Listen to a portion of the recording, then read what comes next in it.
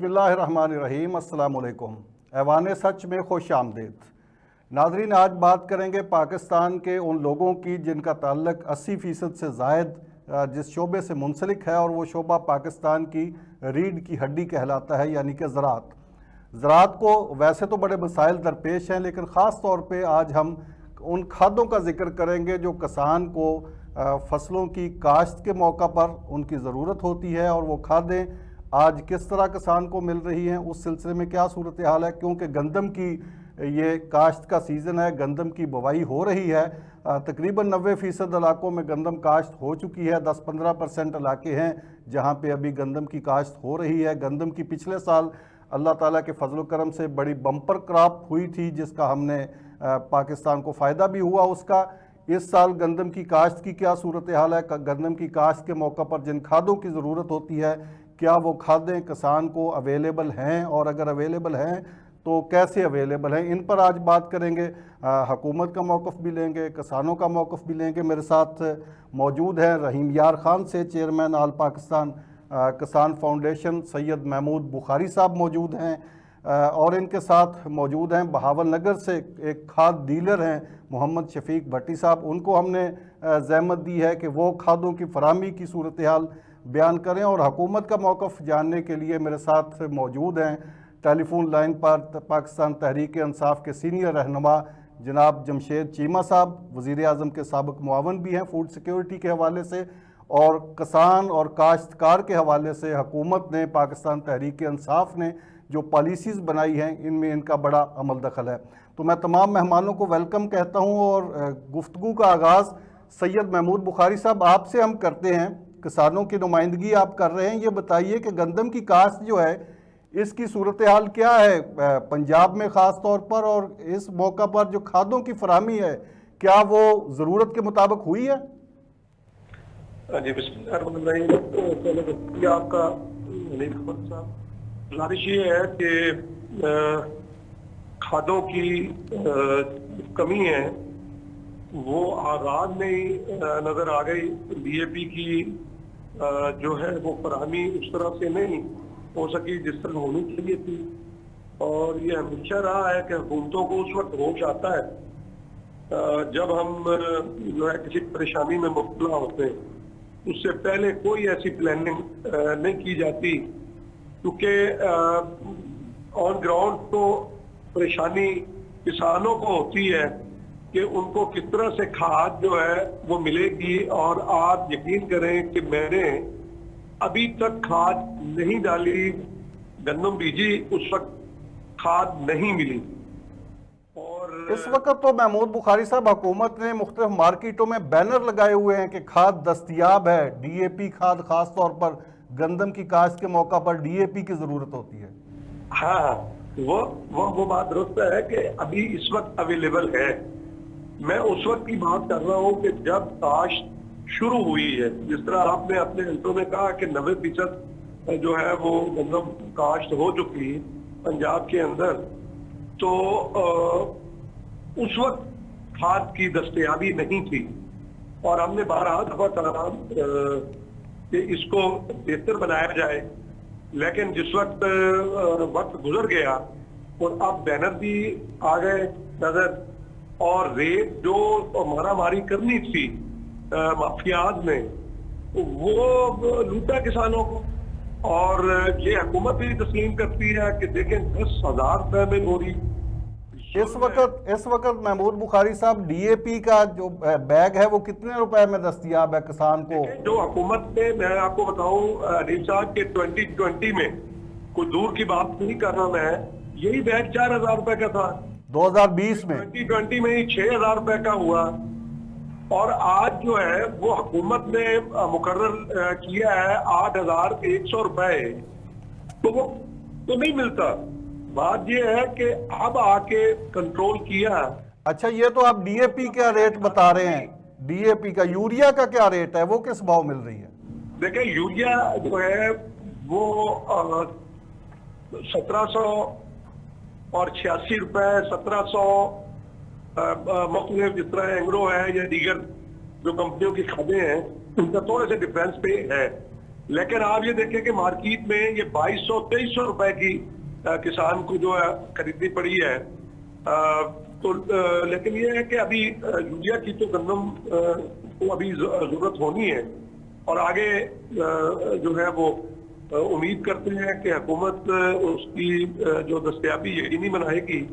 लेकिन DAP ने चले गुफ्तगू को आगे बढ़ाते हैं। शफीक भट्टी साहब बहावलनगर से खाद डीलर हैं। किसानों का डायरेक्ट राब्ता रहता है खाद डीलर्स के साथ। आप कंपनी से खाद लेते हैं, काश्तकारों को देते हैं। भट्टी साहब, इस दफा जो गंदम की बवाई हुई, काश्त हुई, इस मौके पर सबसे पहले तो ये बताइए कि खाद की फराहमी की सूरत हाल क्या रही? क्या आम मार्केट में दस्तयाब थी खाद? बिस्मिल्लाहिर्रहमानिर्रहीम। जो DAP थी, जब ये अब किसान को जब जरूरत थी इसके काश्त हुई है, तो DAP किसान को बहुत कम मिली है और ये इसने बहुत ज्यादा रेट वाइज लॉन्ग जंप लगाए हैं।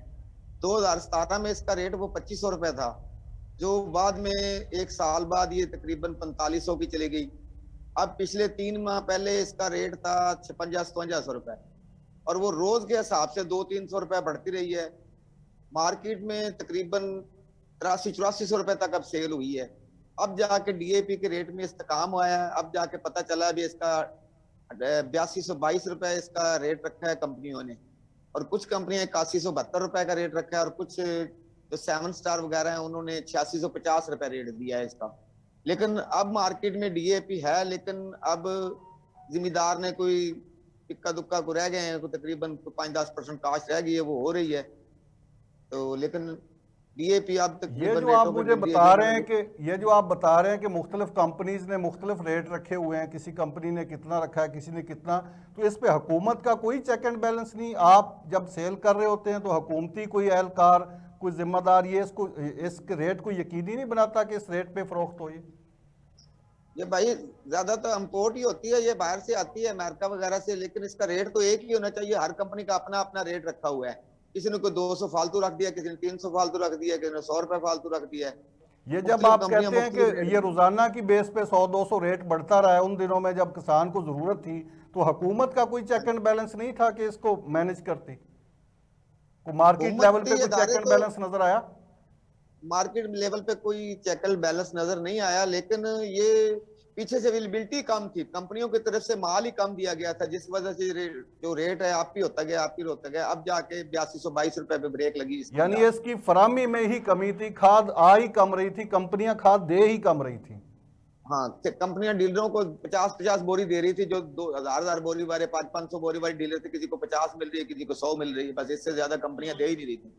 जमशेद इकबाल चीमा साहब, आपने गुफ्तगू सुनी दोनों शख्सियात की, क्या कहेंगे आप? ये खाद की फराहमी जिस वक्त किसान को ज़रूरत होती है उस वक्त मिलती नहीं, अब जैसे जैसे उसकी ज़रूरत कम होती जा रही है वैसे वैसे मार्केट में उसकी फराहमी होती जा रही है, तो अब किसान को क्या फ़ायदा उसका? बिस्मिल्लाहिर्रहमानिर्रहीम। एक तो मुझे ना महमूद बुखारी साहब की थोड़ी बहुत आवाज़ आ रही थी, डीलर साहब की मुझे आवाज़ नहीं आ रही थी। उन्होंने क्या कहा है? उन्होंने ये कहा है कि जिस वक्त खाद की जरूरत थी काश्तकार को गंदम की बुवाई के मौका पर, उस वक्त खाद कम आई, डीलरों के पास कंपनियों ने खाद भेजी ही कम। जो डीलर 1000 बोरी बेचने वाला था उसको 500 बोरी दी, और इसके साथ साथ डे टू डे उसका रेट बढ़ता रहा। आज 200 बढ़ गया, कल 400 बढ़ गया। इस वक्त मुख्तलिफ कंपनियों की DAP जो इस वक्त मार्केट में मौजूद है, कोई 8700 रुपए में बैग बेच रहा है, कोई 8600 में बेच रहा है, कोई 8200 में बेच रहा है। ये कहा उन्होंने। इसमें जो आप कह रहे हैं कि ये बात तो उनकी गलत है कि आप कह रहे हैं कि जिस वक्त जरूरत थी उस वक्त खाद नहीं थी, खाद थी, लेकिन दूसरी बात ये ठीक है कि रेट बढ़ रहा था वीकली या बाई-वीकली, तो डीलर रख के बैठ गया, बेच नहीं रहा था। वो समझ रहा था कि मैं रख के तो महंगी कर लूँगा, और उसने रख महंगी छुपा दी और कैलकुलेट कर रहा था कि बहुत ज़्यादा महंगी हो जाएगी, क्योंकि इंटरनेशनल मार्केट महंगी हो रही थी। तो डीलर क्योंकि इसमें काफ़ी अमीर है, खाद डीलर जो काफ़ी अमीर है, नेट शेयर आजकल कॉमन है, तो उसको एक इन्फॉर्मेशन थी तो वो आगे खाद बेच लेना, जब छुपा रहा था ढेरों पे। आपके ख्याल में जो खाद डीलर थे वो स्टॉक कर रहे थे? जी, खाद डीलर स्टॉक कर रहे थे, अभी भी स्टॉक उन्हीं के पास है, कंपनियां उनको माल दे रही थी। गवर्नमेंट ने क्या फिर उसके लिए किया? अगर खाद डीलर ने स्टॉक किया था तो गवर्नमेंट ने क्या इकदाम किया? गवर्नमेंट बेसिकली देखें, गवर्नमेंट ने ही सारे पकड़े हैं। वो थे सिर्फ इसमें डीलर नहीं थे, इसमें शुगर मिलों के लोग भी थे, फ्लोर मिलों के भी थे, स्टॉकिस्ट बहुत थे, जमींदार थे इसमें, आप जानिए आड़ती इसमें मौजूद थे, फिर डीलर भी थे। तो गवर्नमेंट ने जहाँ जहाँ इन्फॉर्मेशन मिली है गवर्नमेंट ने पकड़े बंदे अंदर किए हैं, इसी भी आज रेट ठीक न जो अवेलेबल है या बैनर लगे हुए जो चीजें हैं वो गवर्नमेंट की इंटरवेंशन की है। मैं समझता हूँ इसमें चीफ सेक्रेटरी कामरान अफजल ने बहुत अच्छा काम किया है और पंजाब गवर्नमेंट ने बहुत अच्छा काम किया इसमें, जिसकी वजह से आज यूरिया चीमा साहब जरा 6 माह पीछे चले जाएं, जिस वक्त ये कॉटन की काश्त होती है उस वक्त भी ज़रूरत होती है इसकी DAP खाद की। कॉटन की काश्त के मौका पर भी इसी तरह किसानों ने वावेला किया, हमने इसी तरह बातें की, हुकूमत ने इसी तरह कहा जी फलाने स्टॉक कर ली, फलाने स्टॉक कर ली। उस वक्त भी खाद की शॉर्टेज भी रही और कीमत भी बढ़ती रही। अब गंदम की बुवाई हो रही है, अब आपके साथ मौजूद है महमूद बुखारी साहब, खुद कह रहे हैं कि उन्होंने अपनी काश्त की जो गंदम उसमें खाद नहीं वो डाल सके। खाद या तो अवेलेबल नहीं, अगर अवेलेबल है तो इतनी महंगी है कि वो जिम्मेदार सोचता है कि मैं इसको कैसे डालूंगा। तो हुकूमत के भी तो कोई फर्ज बनता है ना कि वो इस सारी फराहमी को, अवेलेबिलिटी को और उसकी प्राइसेस को कंट्रोल करें। अच्छा, इसमें मेरी अपना कमर साहब, इसमें मेरी रिक्वेस्ट ये है कि मुझसे ना ये आखिरी सवाल कर रहे ना, ताकि मैंने आगे एक दूसरे प्रोग्राम में बैठना है, पूरा प्रोग्राम 40 सेकंड में। तो मैं रिक्वेस्ट कर रहा था कि बेसिकली महमूद बुखारी साहब जो बड़े रिस्पेक्टेबल आदमी हैं, लेकिन मैंने खाद की इतनी शॉर्टेज बार नहीं देखी कि महमूद बुखारी साहब को ना मिले। ये थोड़ा सा मेरे लिए इसे हजम करना, डाइजेस्ट करना। महमूद बुखारी साहब कहीं शॉर्टेज नजर नहीं आई चीमा साहब को, आप कैसे कह रहे हैं? नहीं अरे मैंने नहीं कहा ये बात। ये कमर एक मिनट, कमर रुकना एक मिनट, मैंने प्रोग्राम बंद करना, मेरी बात सुन लेते। मैंने ये नहीं कहा, मैं कह रहा हूँ कि महमूद बुखारी साहब बड़े रिस्पेक्टेबल आदमी हैं, वो बात ठीक करते हैं, लेकिन ऐसा मुझे सच्ची बात है मेरे लिए हजम करना फिर भी मुश्किल है। जितना मैं जानता हूँ महमूद बुखारी साहब को, जितने वो रिस्पेक्टेबल है, इस बात के बावजूद इस बात को हजम करना मेरे लिए मुश्किल है कि खाद मिली नहीं है। बिल्कुल बात मुझे समझ नहीं आती बात। अच्छा, महंगी होती रही है बात ठीक है, और इसमें मेनली डीलर ने ज्यादा रोल प्ले किया, और हमें बड़ा अफसोस है कि डीलर को अंदर करना पड़ा, पकड़ना पड़ा, छापे मारने पड़े। ये सूरत होनी नहीं चाहिए, लेकिन पाकिस्तान में अनफॉर्चुनेटली ये एक ट्रेंड मौजूद है, और मुझे लगता है कि ट्रेंड प्रिवेल करेगा, प्रोलॉन्ग करेगा। ये छोटा होता नजर नहीं आ रहा कि ये जो है ना हीरांदोज बात नहीं आ रहे, पढ़ रहे हैं, एनकरेज हो रहे हैं। चीमा साहब बात आपकी ठीक है, आपको बड़ा अफसोस है, हुकूमत को भी बड़ा अफसोस है कि खाद डीलर्स ने ये सारा कुछ किया। एक ज़रूरी मुल्क जिसकी 70-80% आबादी ज़राअत पे डिपेंड करती है और बम्पर क्रॉप हम लेते हैं फसल की, उसकी काश्त के मौका पर किसान को खाद ना मिले या महंगी मिले तो हुकूमत का इजहार अफसोस कर देना काफ़ी है। नहीं, मैं इजहार अफसोस नहीं कर रहा, हमने तो अंदर किया है, मैं तो अंदर करने पर इजहार अफसोस कर रहा हूँ, करने पड़े। मैं तो ये कह रहा हूँ, हमें बिजनेसमैन को अंदर करना कोई खुशी की बात तो नहीं है। किसी बिजनेसमैन का क्रिमिनल की तरह जेल की सलाहों के पीछे जाना खुशी की बात तो नहीं है, ये बड़े अफसोस की बात है ना। हमने इस बात का ये अफसोस है, लेकिन क्या हुआ कि जिन लोगों ने फ्लोर मिलो अपना किसान को पैसे नहीं दिए, हमें अंदर करने पड़े, जो लोग खाद महंगी बेच रहे थे, हमें अंदर करने पड़े। अच्छा, एक आपने ये बड़ी अफसोसनाक बात है ना, ये बड़े अफसोसनाक मतलब लम्हा होता है वो। अच्छा चीमा साहब, हुकूमत ने एक सब्सिडी देने का भी एहतमाम किया कि खाद पे काश्तकार को सब्सिडी देंगे। उस सब्सिडी की हकीकत मैं शफीक भट्टी साहब से पूछता हूं कि क्या किसानों को मिल रही है, फिर उस पर आप रिस्पॉन्ड कीजिएगा। उसके बाद आपकी मेहरबानी, आपने शिरकत की प्रोग्राम में, आपने जैसा कहा कि आपने कहीं और जाना है, लेकिन इस सवाल का जवाब देते जाइएगा। पहले भट्टी साहब से पूछ लेते हैं। भट्टी साहब, सब्सिडी काश्तकारों को मिल रही है? भाई ये सब्सिडी के नाम पे सारा फ्रॉड है, किसान को कोई सब्सिडी नहीं मिली। 5% किसान ऐसे होंगे जिनके किसान कार्ड बने हैं, वो सब्सिडी लेने आ जाते हैं। वो 2-2, 4-4 एकड़ वालों के बने शनाख्ती कार्ड, या जो बड़े जिम्मेदार हैं उन्होंने अपने मुजारों वगैरह को शनाख्ती कार्ड ये बनवाए हैं, किसान कार्ड। लेकिन वो अब हमें डिवाइस दी गई है, कनेक्ट डिवाइस HBL की, उसका 4010 रुपए, अगर उसके अंदर उसके पास लोड होगा तो उसके एक थैले का उसे 1000 रुपए सब्सिडी आएगी 10 दिन बाद। यानी काश्तकार ने अगर सब्सिडी लेनी है तो उसके पास 4000 रुपए उसके अकाउंट में होना चाहिए एक थैले पे सब्सिडी लेने के लिए। हाँ, कनेक्ट अकाउंट में 4010 रुपए होंगे तो एक थैला उसका यूज होगा, उस पे उसको 1000 रुपए मिलेगा। लेकिन जो 12 थैले होते हैं, एक किसान को 20 थैलों की सब्सिडी है, पहले टर्नओवर में उसके 12 थैले होते हैं, वो 48,000 रुपए तो उसके पास है ही नहीं। वो कहाँ से ले गया है कि 48,000 रुपए उसके, जो अगर उसके कनेक्ट अकाउंट में 48,000 होंगे तो उसके 12,000 रुपए उसको सब्सिडी मिलेगी 1000 रुपए थैले के हिसाब से। फिर वो उसके थैले लोड होंगे कनेक्ट अकाउंट में, वरना उसके थैले को वो तो ये जो तरीका कार रखा है सब्सिडी देने का, किसान और काश्तकार और खादों के डीलर, आड़ती, ये सारे मुतमईन है, ये अच्छा प्रोसेस है? नहीं, कोई मुतमिन नहीं भाई, इससे कोई किसान मुतमिन नहीं है। किसान जो जिसको सब्सिडी की जरूरत होती है वो रुल रहा है, उसको कुछ नहीं मिल रहा है। इसको खत्म कर देना चाहिए। ये गवर्नमेंट अपने पैसे जाया कर रही है सब्सिडी के नाम पे, ये सारा पैसा जाया हो रहा है। वैसे उसका रेट कम कर दें जितना भी कर सकते हैं, क्योंकि सब्सिडी ये जो दवाइयों पे दी है 300 रुपया कूपन लगा दिया है, तो गंदम के बीज पे दे दिए 1200 रुपए, तो वो बहुत ही कम लोगों को मिली है। जो किसान है उनको मिलती नहीं, जो खरीदार है वो जी, कोई जमशेद चीमा साहब, शफीक भट्टी साहब तो कह रहे हैं इस सब्सिडी का जो हुकूमत ने दी है किसान को ग्रास रूट लेवल पे कोई फायदा नहीं हो रहा। मैक्सिमम 5% लोग ये सब्सिडी हासिल कर पाने में कामयाब हो रहे हैं, तो हुकूमत को चाहिए ये खत्म करे, खाद को वैसे सस्ती करे। आप क्या कहते हैं?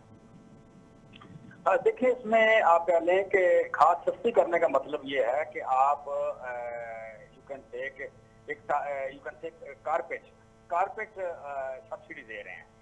दुनिया सारी में टारगेटेड सब्सिडी का कंसेप्ट है। पाकिस्तान में पुरानी सब्सिडी ये चलती थी, वो टारगेटेड सब्सिडी चलती थी। हमारी गवर्नमेंट जो है ये टारगेटेड सब्सिडी पे जा रही है, और ये बड़ा ही आप कह लें कि इसके लिए डाटा होना बड़ा इंपॉर्टेंट था, और हमने कर लिया है। और फिर ये है कि इसमें, लेकिन ये सब्सिडी आपकी उस काश्तकार तक ट्रांसफर ही नहीं हो पा रही, उसको मिली। जिस तरह कहे कि जिस बंदे के पास पहले 48,000 रुपया होगा वो 12 थैले लेगा। अब अगर किसान के पास 48,000 है तो वो तो मार्केट से वैसे ही सस्ती ले सकता है चीजें। तो ये इस प्रोसेस को आसान नहीं बनाया जा सकता अगर देनी है सब्सिडी तो? ये मुझे कंप्लीट कर लेना जरा। जी, अच्छा, जी। इसमें ये है कि सब्सिडी जो है, सब्सिडी में हमेशा से एम्बेजलमेंट का एक कॉन्सेप्ट मौजूद है।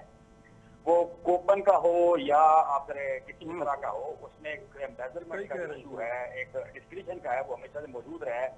उसका जो तोड़ है वो है किसान कार्ड। किसान कार्ड बनने से पहले गवर्नमेंट हमारी हो या किसी और की हो, जहाँ ह्यूमन इंटरेक्शन होगा, जहाँ ह्यूमन इन्वायरमेंट होगी, वहाँ ह्यूमन डिस्क्रिप्शन भी होगी। लेकिन एम्बेजलमेंट की बात चीमा साहब समझ आती है को 5-10% अगर एम्बेजलमेंट हो, अगर 95% हो तो वो क्या एम्बेजलमेंट, वो तो टोटल फेलियर हो गया। फिर कमर मेरी बात करने दे यार, ये कोई तरीका नहीं है, मेरी बात ही नहीं करना देते आप, दरम्यान में टोक देते हैं। मैं प्रोफेसर हूँ, मैं इस तरह नहीं कर पा रहा। आप मुझे बार-बार मेरे चेहरे में नहीं खड़ा होगा, मेरी बात करने देते। आप कंप्लीट करें। सर, सोच के बात करनी होती है, एक तरह प्रोसीजर है, ध्यान करना है। आपकी हाथ क्या है, लोगों को इस बात से पता चले, ये एजुकेट हो लोग। मतलब मेरे और आपसे प्रोग्राम करने का मैं आपके साथ इसलिए खड़ा हूँ कि मैं और आप मिलकर सामने को एजुकेट करें, एक्चुअल बताएं। ये सिर्फ तनकीद करने का मकसद नहीं है ना, तो मुझे बात करने देते। आप कंप्लीट करें बात, हम आपकी तकरीर ही सुन रहे हैं फिलहाल। सर, मैं तकरीर नहीं करता, थैंक यू वेरी मच। चलें, आप तकरीर ना करें, आप लोगों को बताएं तो सही ना कि एम्बेजलमेंट होती कितनी है। जी नाजरीन, जमशेद चीमा साहब तकरीर की इजाज़त ले रहे थे। तकरीर की इस प्रोग्राम में इजाज़त इसलिए नहीं दी जा सकती कि एक तो प्रोग्राम हम किसी का कोई एजेंडा बेस्ड प्रोग्राम करते नहीं। हमारा मकसद ही होता है कि जो इशू हो उसको हकीकी मानों में उठाया जाए, उस पर रिस्पॉन्ड किया जाए। जब आप सारी चीज़ों को डिनाई करेंगे और एक लंबी चौड़े भाषण देंगे तो उस भाषण का फ़ायदा तो उसी सूरत में है जब किसान को टारगेट सब्सिडी आप कह रहे हैं उसके नाम पे अगर उसको मिल ही नहीं रही तो उसका फ़ायदा। चीमा साहब नाराज़ होकर चले गए हैं, कोई बात नहीं, उनके लिए प्लेटफार्म हाजिर है, वो जब भी आना चाहें, अपनी बात करना चाहें तो करें। यहाँ पे एक ब्रेक लेते हैं और ब्रेक के बाद ये प्रोग्राम जारी है, मेरे साथ रहिए।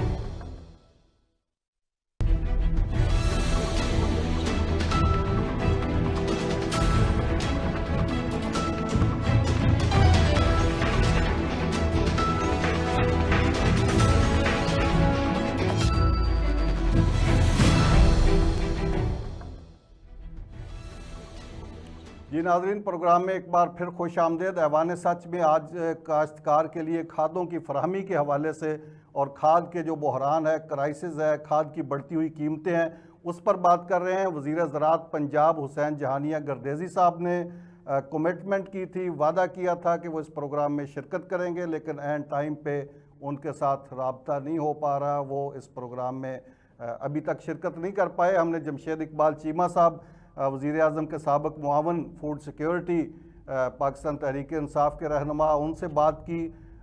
वो एक लंबी चौड़ी तकरीर करने के मूड में थे। हमारा ख्याल था कि उन सवालों का जवाब दिया जाए जो किसान उठा रहे हैं, जो काश्तकार उठा रहे हैं, और अगर उन सवालों का जवाब हमने बार बार उनसे मांगने की कोशिश की तो उस पर नाराज़ होकर वो चले गए। इसके बावजूद ये प्लेटफार्म हाजिर है। महमूद बुखारी साहब हमारे साथ मौजूद हैं, शफीक भट्टी साहब मौजूद हैं। महमूद बुखारी साहब, आपने चीमा साहब की गुफ्तगू भी सुनी, सारा सिनेरियो भी आपके सामने है।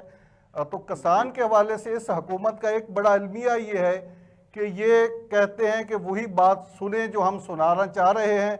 हम जब कह रहे हैं कि खाद की कामयाबी नहीं है, खाद की शॉर्टेज नहीं है, तो महमूद बुखारी साहब बड़े रिस्पेक्टेबल हैं, लेकिन वो ये बात आपकी मानने को तैयार नहीं कि मार्केट में खाद नहीं अवेलेबल। सर, गुजारिश ये है कि जो आपने वो बात कही, जो बुखारी सब्सिडी साहब की के आवाज बारे मैंने नहीं आ रही जी वो तो जो आपके भावानगर से डीलर हैं शफीक साहब जी उन्होंने बिल्कुल दुरुस्त बात कही है कि वो किसान तक नहीं पहुंच पा रही। और ये बात हमने बारहा दफा अपनी मीटिंग में मोहतरम फखर इमाम साहब को, हुसैन जानिया गर्देजी साहब को, बल्कि जमशेद चीमा साहब के साथ भी हमारी गाहे बगाहे मीटिंग्स होती रहती हैं इस्लामाबाद में, और हम जाते हैं और इनसे डिस्कस करते रहते हैं। और हमने कहा कि ये जो आप ने जो ये किसान कार्ड दिया है और उसके जो स्क्रैच कार्ड किया जाता है वो नहीं मिलता। मैं अपनी मिसाल आपको दे दूं कि मैंने कॉटन के वक्त ली डीएपी और जनाब मैं बड़ी खुशी गया, मेरा किसान कार्ड बना हुआ है, मैं आपको व्हाट्सएप कर देता हूँ, आप दिखाइए। जब उन्होंने वो डाला बीच में तो पता चला कि जनाब ये तो ऑलरेडी पहले से वो इस्तेमाल हुआ है। अच्छा, यानी किसान कार्ड आपका था, सब्सिडी कोई और ले गया उस पे और ले गया। अच्छा, मैं एक और बात भी आपको बताऊं, बल्कि मैं चाह रहा था कि चीमा साहब की ये बात सुने।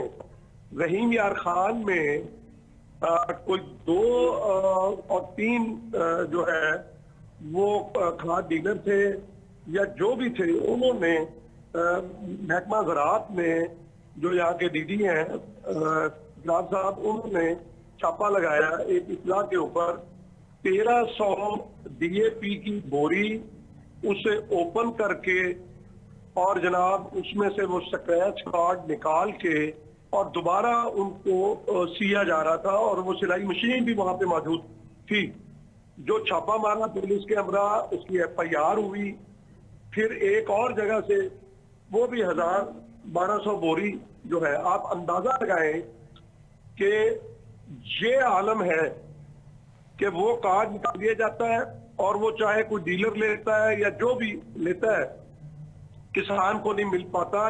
ये मैं ऑन द रिकॉर्ड बात कह रहा हूँ, जिसको आप चेक करवा सकते हैं। एक बात तो आपने ये फरमा दी कि जो किसान कार्ड है सब्सिडी के लिए जो जारी किया गया है, वो किसान कार्ड में इतनी एम्बेजलमेंट हो रही है कि कार्ड आपका है, इस्तेमाल कोई और कर रहा है। एम्बेजलमेंट का एतराफ चीमा साहब ने भी किया, लेकिन उन्होंने कहा कि 5-10% होती है। सर देखिए, चीमा साहब बात को समझते हैं, मुझे नहीं पता आज क्यों गुस्से में आ गए या इस तरह प्रोग्राम छोड़ के चले गए हैं। बात ये है कि यही डिबेट चीमा साहब और इस हुकूमत के जो बड़े अमायदीन हैं, उनका तरीकाकार ये, वो कहते हैं कि हमने कौम को एजुकेट करना है। वो किसान को एजुकेट कर रहे हैं कि नहीं, ये समझें कि ये मामला है क्या, इस बात की फिक्र ना करें कि खाद मिल रही है या नहीं मिल रही। आपको एजुकेशन आनी चाहिए, आपको पता होना चाहिए। मैं आप यकीन करें कि यहाँ पे मैं 2-3 कमेटियों का मेंबर भी हूँ, और हम गए, हमने डिप्टी कमिश्नर साहब से कहा, उसके बाद जो है वो इंतजामिया एक्शन में आई, फिर जनाब छापे लगे। वो 10-15 दिन का पीरियड है। आप ये देखें कि ये तो डे बाई डे गंदम जो आगे को जा रही 15 नवंबर के बाद, वो आपको 10 किलो का हर दिन में फर्क पड़ता है। ये एक फितरी बात है। जो 15 नवंबर के बाद हम गंदम बेचते हैं, वो उसकी पैदावार कम होती जाती है, किसान का खर्चा वही होता है।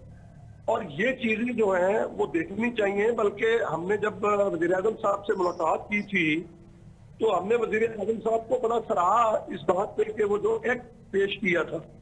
बट मैंने आपको क्लिप भेज दूंगा, मैंने उस वक्त भी ये गुजारिश की थी कि वज़ीर-ए-आज़म साहब, आप DAP खाद में सब्सिडी दे दें 2500 रुपए की, ये आपकी जितनी मसाइल है ये हल हो जाएंगे कि आपकी कॉटन भी ज्यादा से ज्यादा होगी, कि आप जो है वो एक्सपोर्ट करेंगे, गंदम भी ज्यादा हो जाएगी, वो एक्सपोर्ट करेंगे। अब मुझे अच्छा। बताएं कि जब हम उसमें डीएपी डालेंगे ही नहीं या डीएपी कम मिकदार में डालेंगे तो फसल कैसे होगी कहाँ से उसकी? अपने आदाब को फसल पूरा कैसे करेंगे अच्छी होगी? गंदम की? और फिर आप बाहर से लेने पे मजबूर होंगे। अच्छा शफीक फिर भट्टी मुआवजा साहब, खर्च शफीक करेंगे। भट्टी साहब, चीमा साहब ने एक जो बात की है, उन्होंने कहा है कि ये जो जितनी भी शॉर्टेज है ये खाद डीलरों ने पैदा की है, और खाद डीलरों पे उन्होंने छापे भी मारे। उन्होंने कहा ये सारे जिम्मेदार खाद डीलर है। इस बात में कितनी हकीकत है? खाद डीलरों के पास स्टॉक तो होता है, अगर वो उन्होंने पहले 2-3 माह पहले कोई ट्रक मंगवा लिया है तो वो 1000 बोरी से कम तो होता ही नहीं है। लेकिन बाद में उनको मिलने की उम्मीद ही नहीं होती, या तो उनको बाद में वो सप्लाई आती रहे, हर 10 दिन बाद उनको माल मिले, वो पैसे दे, वो अगला बेचे और बेचे। उसको पता होता है ये जो हमें 1000 बोरी या 500 बोरी मिल गई है, इसके बाद तो हमें मिलनी नहीं, इसलिए वो मनचाहे रेटों पे सेल करने पे मजबूर हो जाता है, वो या सेल करता है।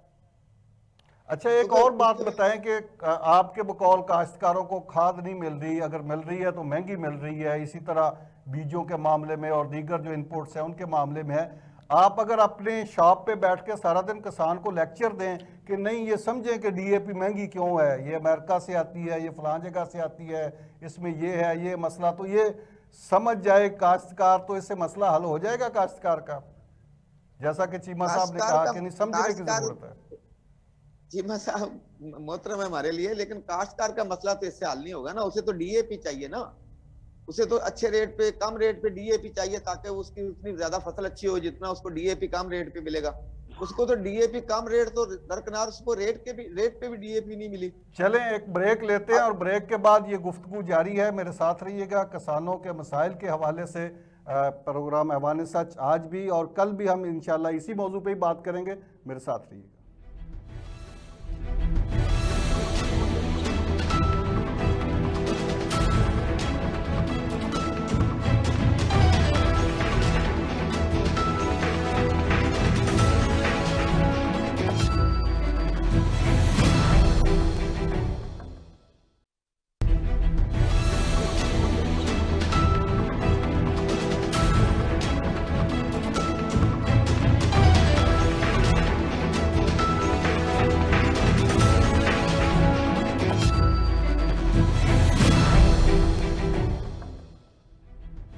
जी नाज़रीन, ऐवान सच में एक बार फिर खुश आमदेद। काश्तकारों को खाद की फराहमी के हवाले से ये खुसूसी प्रोग्राम जारी है। मेरे साथ सैयद महमूद बुखारी साहब मौजूद है। बुखारी साहब, ये सारा सिनेरियो आपने देख लिया, अब सब्सिडी हुकूमत कहती है, जमशेद चीमा साहब ने जैसे कि कहा कि इसको आप समझ लें, बड़ा ये ज़बरदस्त प्रोसेस है, एम्बेजलमेंट, जहाँ पे भी इंसान काम करते हैं वहाँ पे बदउनवानी होती है, करप्शन होती है, ये सारा मामला समझाने की ज़रूरत है। मैं एक प्रोफेसर हूँ और मैं एजुकेट करना चाहता हूँ लोगों को। इस हुकूमत का एक तो ये माइंडसेट है, पेट्रोल महंगा हो तो हमें समझाया जाता है कि ये कैसे महंगा हो रहा है, बिजली महंगी हो तो कौम को एक लेक्चर दिया जाता है कि आप समझें कि बिजली के असल प्रॉब्लम क्या है और ये कैसे महंगी हो रही है। महंगाई हो रही है तो लेक्चर दिया जाता है, वज़ीर आज़म समेत सारे लोग कहते हैं कि आप बात को समझें।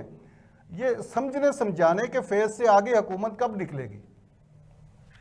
सर इस तरह है कि आपने देखा कि खाद के हवाले से तो वजीर आजम साहब ने खुद इस बात को तस्लीम किया कि खाद जो है वो स्टॉक सिंध में हो रही है, वह रुक रही है और जनाब किसान परेशान है।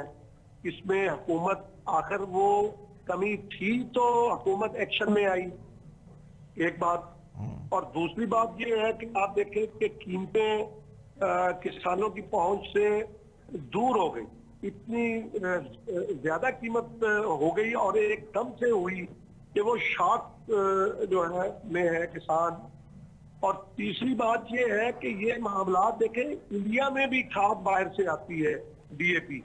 ठीक, आप ये देखें कि वो अपने किसान को सब्सिडी अब भी दे रहा है, इस वक्त भी दे रहा है, और वो समझता है, उसकी बात ये समझ में आ गई। जब ये इंडिया में जैसा कि आपने कहा कि बुखारी साहब जैसा कि आपने फरमाया कि इंडिया में भी खाद बाहर से आती है, तो वहाँ क्या रेट है इस वक्त काश्तकार के लिए और वहाँ क्या सब्सिडी का तरीक़ाकार है, क्या प्रोसेस है वहाँ पे? वहां पे आप देखें कि तकरीबन पाकिस्तानी रुपीस में 2300 रुपए की, जो मेरी इतलात है, 2300 रुपए की खाद है। 2300 रुपए में डीएपी खाद मिल रही आपको है। याद करा दूं कि उन्होंने सब्सिडी 2000 रुपए की सब्सिडी दी थी, उस वक्त 2200 रुपए की डीएपी कर दी। वो अब मैं हैरान हूं कि उनको समझ आ रही, लेकिन हमारी इन हुकूमतों को क्यों समझ नहीं आती कि आपकी बुनियादी सनत की बुनियाद ज़राअत है, आपके रोजगार की बुनियाद ज़राअत है। आप कहते हैं लोगों को रोजगार देना है। नहीं, वो तो ये बात हुकूमत तो बुखारी साहब हुकूमत तो ये बात मानने को तैयार ही नहीं कि उन्हें समझ नहीं आ रही। वो तो कहते हैं कि हम सबसे ज्यादा समझदार हैं, अब इस अवाम को समझाने की जरूरत है। नहीं, देखिए बात ये है कि हमने वो, आपने तो ईवान में सच रखा है, मैं कहता हूँ इसका नाम रखे कड़वा सच। ठीक है, प्रोग्राम का नाम ही कड़वा सच कर दे, और सच कड़वा होता है। मैं ये कहता हूँ कि देखें, जहाँ पे हुकूमत की जो है कि भाई उसने रेट्स हमारे अच्छे किए, वो बात बढ़ाने की है कि गंदम में हमें 500 रुपए बढ़ा दिए उन्होंने, बट हमने अब गन्ने में इजाफा जो हम चाहते थे वो नहीं किया। ये गन्ने पे बुखारी साहब गन्ने पे कल इंशाल्लाह प्रोग्राम करेंगे, बड़ी डिटेल के साथ आपको भी जहमत देंगे, गन्ने पे कल प्रोग्राम करेंगे। मुझे ये बताइए कि हुकूमत का ये जो क्लेम है कि चले इनपुट अगर महंगे हैं, बिजली महंगी है, डीजल महंगा है, खादें महंगी हैं, तो हमने रेट भी तो बढ़ाए हैं। तो ये गंदम की अगर स्पेसिफिक बात करें तो गंदम का जो रेट बढ़ा है उस तनासब से जो इनपुट बढ़े हैं, इससे किसान को जमा तफरीक करके कुछ बचता है? जी हनीफ साहब, गुजारिश ये है कि आप देखें कि बचे न बचे, लेकिन ये मैं आपको बता दूं कि 500 रुपए बढ़ने का मकसद ये है कि मेरी आमदन अगर मैं 40 मन भी लगाऊं तो 20,000 रुपए मेरी जेब में बिल्कुल आया। जहां पे मैं हुकूमत पे तनकीद कर रहा हूं वहां पे जो बेहतर बात है, लेकिन पाकिस्तान के अंदर किसान के 2 पाकिस्तान है, मैं उसका जिक्र जरूर करना चाहता हूं। पिछली दफा भी सिंध ने 2000 किया, इन्होंने 1800 रुपए किया पंजाब ने। अच्छा, क्यों भाई? इस वक्त ये जो सूबों के दरमियान रेटों का फर्क है, इस पे भी बात करेंगे, क्योंकि ये प्रोग्राम हमने स्पेसिफिकली ये खाद पे और गंदम पे रखा है। भट्टी साहब, ये गंदम का जो रेट बढ़ाया है, हुकूमत ने कहती है कि चलें चीजें महंगी हुई हैं तो रेट भी तो बढ़ा है। आपका काश्तकारों से डायरेक्ट वास्ता रहता है, खुद भी काश्त करते हैं। ये गंदम की फसल जो 500 रुपया जो रेट बढ़ा है, उसके मुकाबले में जितनी महंगाई है बाकी चीजों की, ये बैलेंस होता है, कुछ बचता है, काश्तकार को फायदे में गया? हाँ, गंदम का रेट बढ़ने से काश्तकार को फायदा तो हुआ है, लेकिन उसके मुकाबले में सरसों का रेट ही बढ़ा है। इस दफा हमारे भावल नगर में सरसों भी अच्छी काश्त हुई है। गंदम कम काश्त है, सरसों ज्यादा काश्त हुई है, यानी कि तकरीबन 15-20% सरसों की काश्त हुई है, लेकिन गंदम में भी जिम्मेदार को नफा तो हो रहा है। अच्छा, तो फिर इसमें जो इनपुट महंगे होने की बात यह है, फिर तो बैलेंस हो जाता है अगर गंदम का रेट बढ़ जाता है तो? ठेके भी भाई बहुत ज्यादा ठेके ही बहुत ज्यादा बढ़ गए। 30,000 रुपए तकरीबन पर एकड़ ठेका बढ़ गया है, यानी अखराजात आपका कहना है कि उसके मुकाबले में ज्यादा हो गए। ज्यादा हो गए। जी बुखारी साहब, आप कुछ फरमा रहे हैं? जी, मैं गुजारिश ये कर रहा हूं कि किसान के खुशहाल होने की जहां बात की जाती है, वो किसान खुशहाल तो तब होगा 6 माह की फसल होती है गंदम।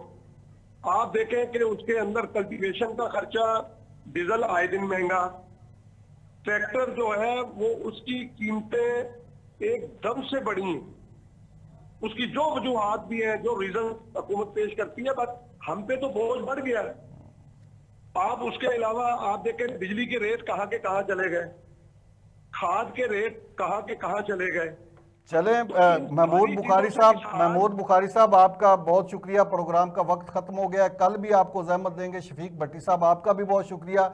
जमशेद इकबाल चीमा साहब का भी शुक्रिया, अगरचे वो प्रोग्राम दरमियान में छोड़ गए हैं, जिस तरह वो NA 133 से इलेक्शन दरमियान में छोड़ गए और बड़े तरीके से छोड़ के चले गए। इलेक्शन पे भी उन्होंने ऐसे ही कहा कि नहीं जी नहीं, बस फिर वो जो बंदा 4 दफ़ा इलेक्शन लड़े और उसके कागजात रिजेक्ट हो जाए, ये बात समझ में आने वाली नहीं। लेकिन चीमा साहब चूँकि बहुत समझदार आदमी है, वो बड़े तरीके से इलेक्शन से उन्होंने क्विट किया, उन्होंने शायद उसी तरीके से आज हमारे प्रोग्राम से भी क्विट किया। कोई बात नहीं, हम सवाल उठाते रहेंगे। जनाब हुसैन जहानिया गर्देजी साहब, मिनिस्टर ज़राअत पंजाब, उनसे कल भी हम कोशिश करेंगे। आज की उनकी कमिटमेंट थी लेकिन उन्होंने प्रोग्राम में शिरकत नहीं की।